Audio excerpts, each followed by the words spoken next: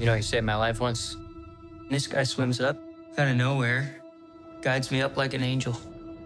Probably saved a lot of lives. Did you know him? No. I know your dad was rough on you, but he knew what he was talking about, especially down there.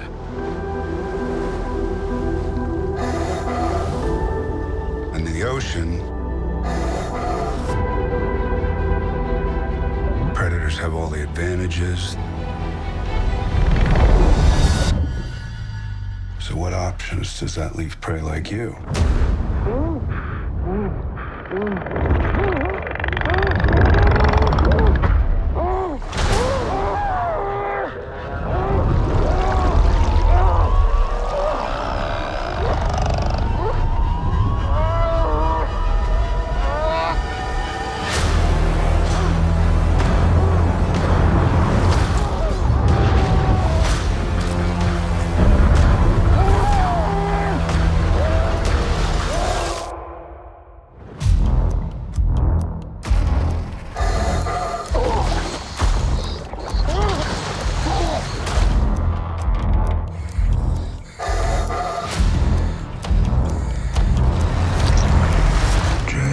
You're gonna just accept your fate?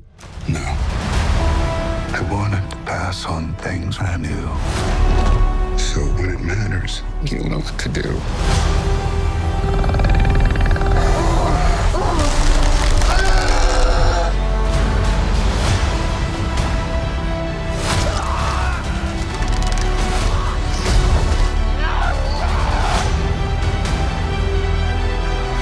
Remember, survivors survive.